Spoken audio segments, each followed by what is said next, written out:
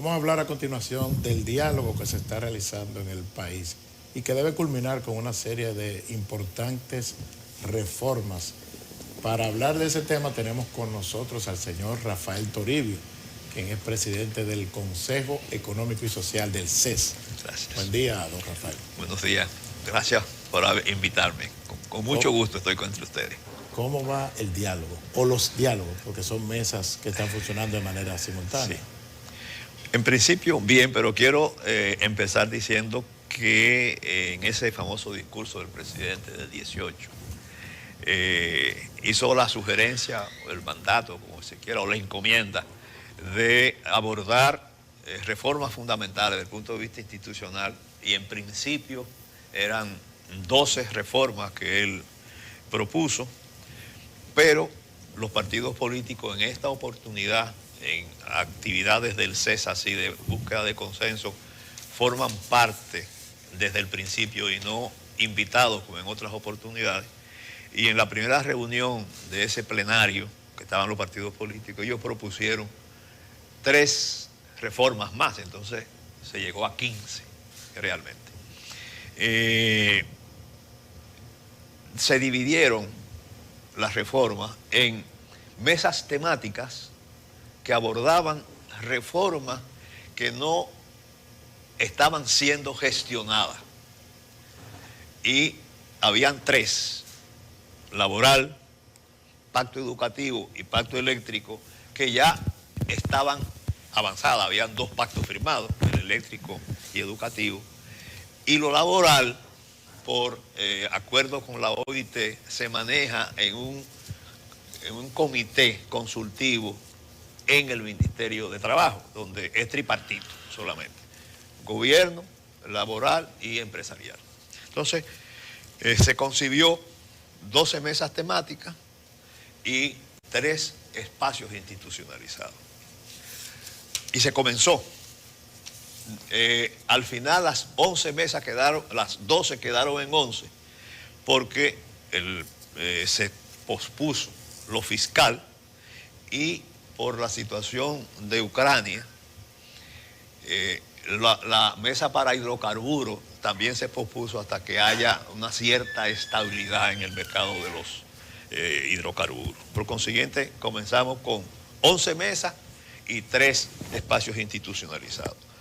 En un mes, enero a febrero, ya se establecieron las 11 mesas y también los espacios institucionalizados. Al día de hoy tenemos ya 4 mesas que terminaron sus trabajos, 2 que la terminan en lo que resta del mes o a principio del que viene.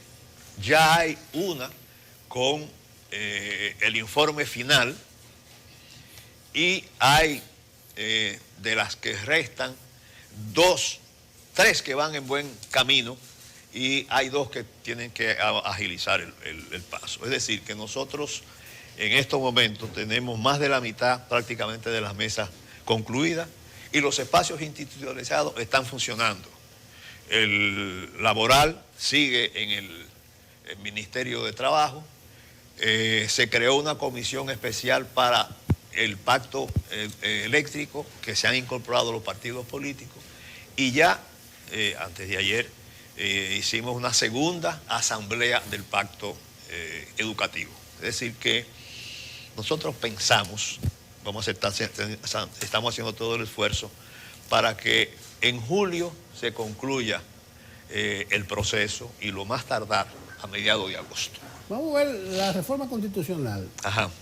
Rafael, tú como académico en la sociedad civil, has participado en muchos diálogos, en búsqueda de entendimiento, de mesa. Yo he visto que con la reforma constitucional se han dado varios momentos, propiamente la discusión, sí, el retiro de los partidos políticos, alegando que no es momento, la posición desde el gobierno, liderada tanto por Homero como por Emiliano, o sea, el director de comunicación estratégica y el consultor jurídico, de que seguirían hacia adelante y no importa que no estén los partidos, y un cierto cambio de posición del gobierno de que se contará para el consenso con los partidos. La posición del Consejo, o tuya más propiamente dicho, de cómo se está moviendo lo de la reforma constitucional y en qué se está ahora con eso de los partidos, de que estén o no estén. Mire, es una muy buena pregunta porque es un tema álgido. Ciertamente, esa mesa incluso es una de las mesas que está concluyendo en lo que se acordó. La mesa tenía por agenda unas reformas a varias leyes y también reformas a la Constitución. Los partidos políticos mayoritarios primero expresaron su oposición a la reforma de la Constitución, y en una de las primeras sesiones donde estaban representantes de los sectores laboral, empresarial, del CES y los partidos políticos con representación en el Congreso, que es lo que participan. En una primera de las discusiones ellos se ausentaron de la discusión porque se comenzó a hablar de lo que ellos tenían oposición. Entonces, sí fueron bastante claros de que, uno, no se retiraban del diálogo de las reformas, y dos, tampoco de la mesa de reforma institucional, sino que no participarían en los debates que tuvieran que ver con la reforma constitucional. Y no se puede comenzar con los temas, con los temas menos conflictivos. Exacto. Entonces, en eso un poco tratamos de llegar a acuerdo con los partidos y con el gobierno y posponer la discusión de los temas de reforma constitucional después de agotar los otros temas. Y los partidos políticos así estuvieron de acuerdo y entonces estaban participando. Quiero señalar que los tres partidos políticos mayoritarios que se ausentaron, eso no supuso que los demás partidos políticos que tienen representación en el Congreso se ausentaran. Y no solamente se quedaron participando los partidos políticos aliados al gobierno, sino otros partidos que tienen representación en el Congreso que no son aliados del gobierno. Pero hay que señalar que significativamente los partidos mayoritarios se ausentaron. Entonces ahí se vio ese impasse de qué hacer. Una vez que se abordaron los temas no de reforma constitucional, los partidos políticos no iban a continuar. Vinieron esas declaraciones. Entonces, yo creo que el presidente aprovechó una reunión que él pidió que hiciéramos en el CES para que le informáramos precisamente cómo iba el proceso. Y eso se hizo con la participación de la prensa. Entonces al final le preguntaron y la primera pregunta fue ¿qué pasa con la reforma constitucional? Y ahí fue que dio las declaraciones de que, en síntesis, yo abogo por una reforma constitucional, creo que se necesita, pero no la voy a imponer. Dijo, yo prefiero la negociación a la imposición. Y también dijo que estaba en disposición de un diálogo de alto nivel con el liderazgo político. Entonces, lo que tenemos ahora como expectativa es que se produzca ese diálogo porque se siguió en la discusión de los temas constitucionales sin la participación de los partidos políticos mayoritarios y llegaron a una serie de acuerdos y, lógicamente, los partidos que estaban presentes ahí también hicieron saber su consideración.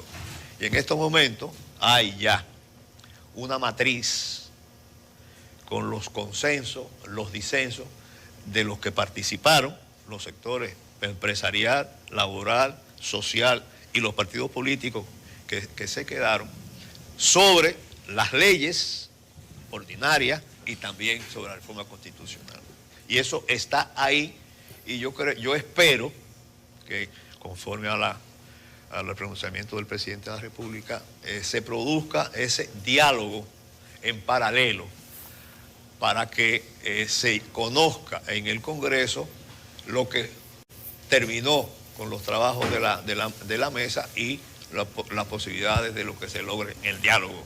¿No debiera usted, como presidente del CES, jugar algún papel en ese diálogo en paralelo? O mejor, ¿cuál es su posición con respecto a la participación de los partidos políticos mayoritarios con representación congresional? ¿Qué usted opina? No, yo creo que sí, no, vamos a hacer así. Es prácticamente inconcebible que en un tema tan importante no haya esa participación de los partidos políticos. Yo estoy de acuerdo con el presidente de que se necesita un consenso político para una reforma constitucional. Además, el partido en el gobierno tampoco tiene una mayoría como para imponerla. Tendría que necesariamente negociar. Y yo creo que el camino en una democracia representativa tiene que haber lugar para por lo menos ese diálogo en búsqueda de un acuerdo. Y yo espero que se produzca ese acuerdo y que se vaya al Congreso con ese acuerdo y también con la alimentación que representa para la decisión del Congreso los acuerdos y los disensos a que se ha llegado en el seno del CES. Porque algunos dicen que el CES en cierta medida un poco se superpone al poder del Congreso. Yo defiendo que todo lo contrario. No es otra cosa que facilitar la decisión que le corresponde al Congreso en estos temas, con el parecer de estos sectores que han dialogado durante un cierto tiempo y que han llegado a consenso. Señor Toribio, aparte de la reforma de la Constitución, hay otros proyectos en el CES. Varias de las mesas que usted acaba de decir que más del 50% de ellas están prácticamente trabajadas. Ajá. O sea que el tiempo se ha aprovechado a pesar de todos los ruidos y de que separan la oposición, de que dicen que no van a participar y que no cuenten con ellos. Pero eso ha sido básicamente para la reforma constitucional. Sin embargo, hay otros proyectos. Uno de ellos, por ejemplo, es la reforma a las leyes electoral y de partidos. ¿Cómo va avanzando ese proyecto y los demás? Quiero saber cuáles son los que están más avanzados y los que están menos avanzados. Sí. Mire, insisto, 4 terminaron: transporte, transformación digital, administración pública, seguridad ciudadana y reforma policial. Ese está concluido. Eso están terminados y uno ya incluso tiene el informe final. Y los partidos están de acuerdo. Y la sociedad civil, partidos y demás, todos ya se pusieron de acuerdo. Partidos políticos y los sectores que representan en el CES, que está el sector empresarial, el sector laboral y el sector social. Aprovecho la oportunidad para decirle que es algo relevante, que en esta oportunidad los representantes en el CES, en el pleno del CES, que son 15 por cada uno de esos sectores. Es decir, hay 15 representantes del sector empresarial, 15 del sector laboral, 15 del sector social, no nombrados por nadie, sino electos por las organizaciones de ese sector. Es decir, las organizaciones que mostraron interés en tener representantes en el seno del CES, nosotros convocamos una asamblea eleccionaria y entre ellos eligieron los 15 representantes.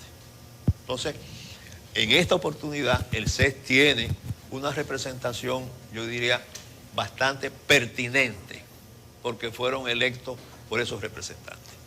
Entonces, ya tenemos 4 que han terminado. Hay 2 que terminan en la primera semana de junio. Esa es la electoral, precisamente, y la transparencia e institucionalidad, lo de la Constitución. Hay avances muy significativos en 3: agua, medio ambiente y seguridad social. Y tienen que ponerse un poco las pilas, la política exterior, inmigración y salud.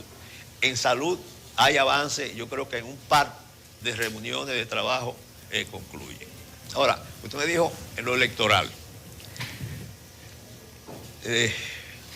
Le confieso una cosa, que cuando uno participa en una mesa, por ejemplo, yo fui ayer a la medio ambiente, uno sale reconfortado de las posibilidades que un diálogo permite.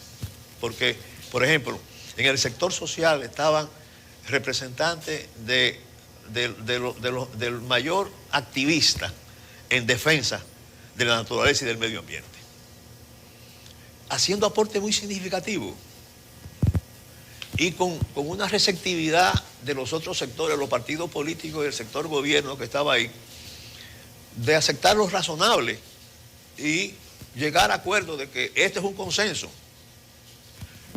este es un disenso, y poner así, porque en la mesa, en los trabajos de la mesa se termina con cuáles son acuerdos, consensos, y cuáles son disensos. No hay que apabullar a nadie. Se hace esfuerzo de que una posición que no es mayoritaria trate de sumarse al acuerdo, pero no hay votación. Por ejemplo, en las mesas temáticas no hay votación. Se busca el consenso, y si no se logra, entonces se pone como disenso, de manera que nadie se siente derrotado. Y créanme, uno sale fortalecido de la capacidad de ese diálogo. Respecto a lo electoral, ahí ya la última sesión creo que es el 7 del mes que viene. Ya ellos concluyen.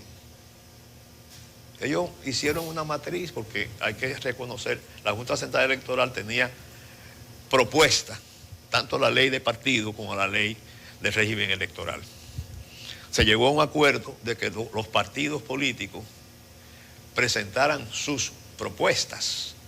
Y entonces se hizo una matriz, se vio las coincidencias, entonces se comenzó a ver, estamos de acuerdo aquí, y ya hay una lista de consenso en cada una de las leyes y también de disenso.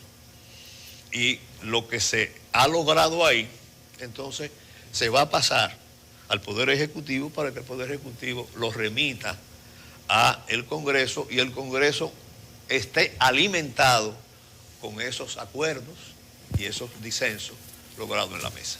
¿Y cómo manejar el tema de la dicotomía? De que por un lado se discute el tema, específicamente la reforma electoral, en el CES, pero hay una comisión en la Cámara de Diputados manejando el tema, y el proyecto se depositó por el Senado, lo que presenta 3 escenarios, incluso manejando el tema de manera simultánea. Le voy a ampliar el panorama. En la Cámara de Diputados hay una propuesta de elaborar un código electoral. Y en el Senado están las 2 propuestas que tiene la Junta Central Electoral sobre cada una de las leyes. Insisto en que no creo que haya que hacer una cuestión secuencial de que tiene que ser primero aquí y después allá, sino yo creo que lo que hay que buscar es una convergencia, que antes de que se tomen las decisiones se enriquezca con esos acuerdos, esos disensos, esa propuesta, para que el Congreso tenga más elementos de juicio. Y lo que se está tratando ahora es de que lo que ha ocurrido en esa mesa de diálogo sea insumo para el Congreso. Que el Congreso tiene que ver la reforma a la ley electoral y de partido, y también en la Cámara de Diputados que está trabajando la propuesta del Código Electoral.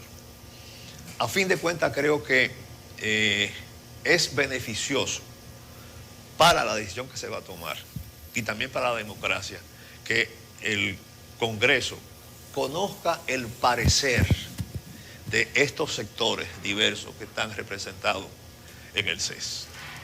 Creo que es una contribución a la función que le corresponde al Congreso. Rafael, vamos a ver cómo ha manejado el CES este siguiente escenario. El Consejo Económico y Social tiene un rango constitucional Y está representado por esos 15 y 15 Exacto. que usted dice. Por ninguna parte están los partidos, ni ningún otro sector. Entonces ha habido una suerte de desnaturalización del origen o cierta distorsión. ¿Cómo usted interpreta eso ahí? Porque los partidos no buscan nada en el CES propiamente dicho. Miren, ciertamente lo que está establecido es a semejanza del Consejo Económico y Social, que es un poco el original, que es el español, que su formato es netamente de lo que llaman la paz social. Ellos empezaron, y fue el modelo que se adoptó aquí, una representación solo de empresarios y obreros, porque el problema era laboral, fundamentalmente. Después se dieron cuenta que la sociedad es mucho más rica que simplemente en lo empresarial y lo laboral. Entonces, ahí se integraron representantes de otras organizaciones de la sociedad civil. Ese fue el modelo que se copió aquí. La paz social. Pero creo que pronto se dio cuenta de que es difícil concebir o hablar o lograr la paz social sin hacer un esfuerzo por la paz política. Entonces, ¿qué ha pasado, Nelson? De hecho, que en los grandes temas que el CES ha abordado, los partidos políticos siempre fueron invitados. Sí, la reforma constitucional de 2010 que el CES participó. Bueno, ¿cómo era posible hablar, buscar ciertos acuerdos, un diálogo sobre la reforma constitucional en que no tuvieran los partidos? Entonces, de hecho, en los partidos siempre fueron invitados, no permanentes, en los grandes debates del CES desde su historia. Entonces, en estos momentos, para estas reformas institucionales, se vio que no era posible dejar los partidos políticos fuera, sobre todo lo que tiene representación en el Congreso, porque los resultados de los debates terminan en el Congreso. Bueno, tal vez había que revisar, aparte de la Constitución que trata de la composición del CES, tal vez hacerlo un poquito más amplio y darle su asiento a las organizaciones políticas. Bueno, ahí están todos, hasta las minoritarias, las muy minoritarias. Usted sabe bien, usted sabe más que yo de eso. No, también tú sabes mucho de eso. Pero yo creo que sí, estamos con un horizonte, después que pase todo esto, tenemos algo pendiente que es realmente el fortalecimiento institucional del CES, y posiblemente eso pase por ahí, de buscar una mayor adecuación a lo que ha sido la realidad del CES. Porque también hay que reconocer que el CES se funda por un decreto en el 2005. Ahí los representantes eran nombrados por el presidente de la República, en ese decreto. Por diferentes circunstancias, hubo una representación donde había más del sector empresarial que de los otros sectores. Y eso se resuelve con una ley en el 2015. Pero es ahora, en el 2020, que logramos la elección conforme a la ley de 2015.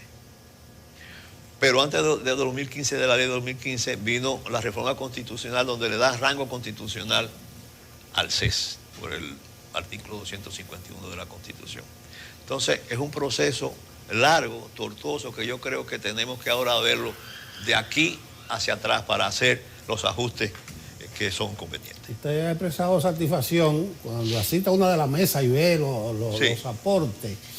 No sé, la visión, ya terminamos, es cerrando. Concluyendo. Ya concluyendo, la valoración que usted hace, porque ahí usted ve que están llegando a acuerdos los partidos, que sé yo qué, pero en la calle ellos no comen del mismo plato. La diferencia política, la campaña electoral adelantada, lo que evidencia es que son muchos los desacuerdos, independientemente de lo que ellos digan en la mesa.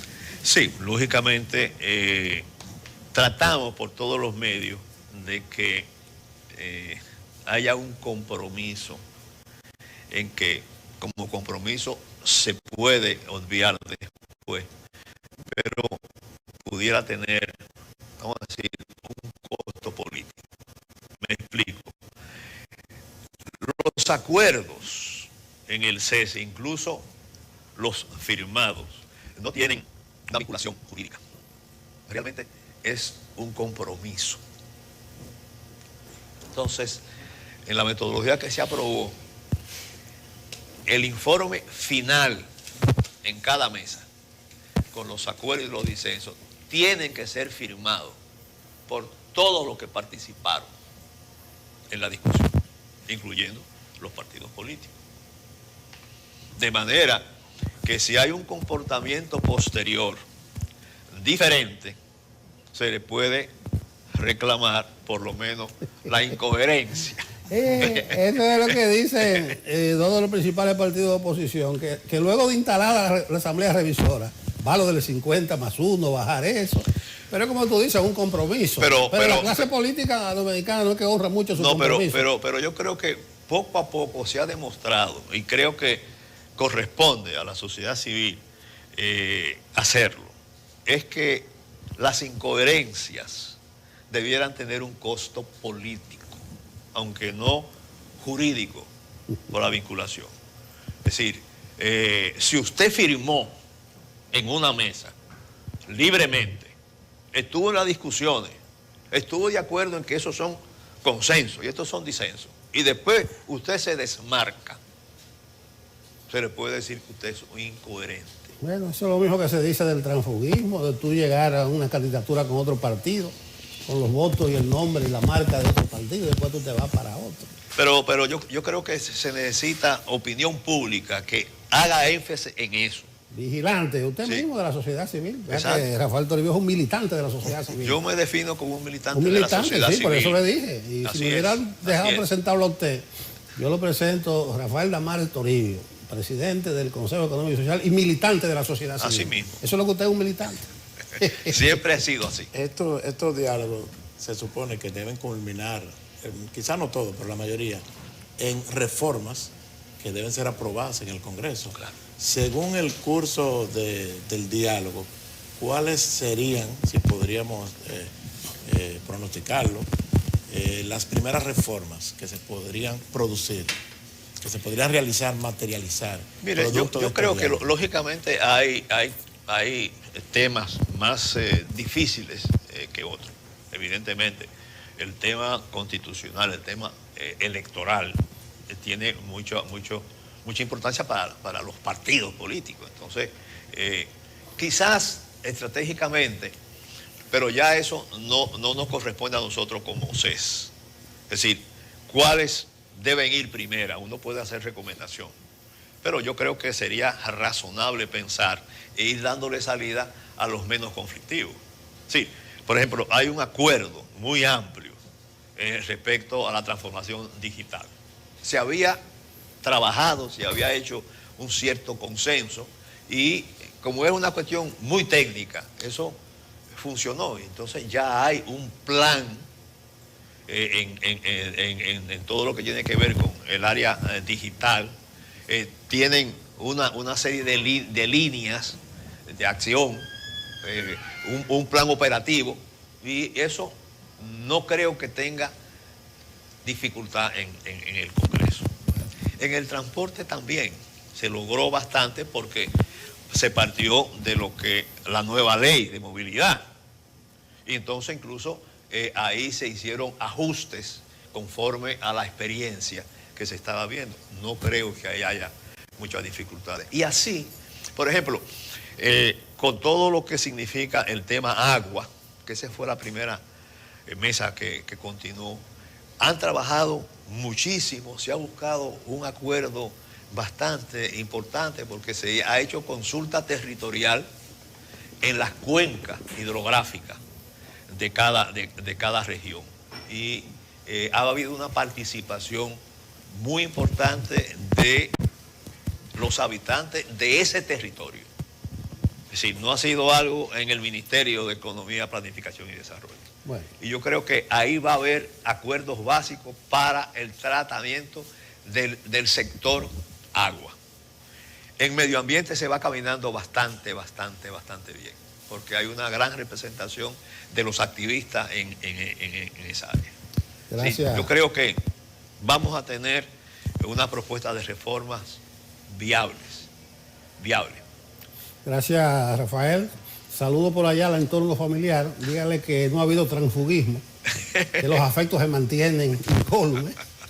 Así se lo haré Así saber. como usted está abogando con los políticos, que Así honre es. los compromisos. Así mismo.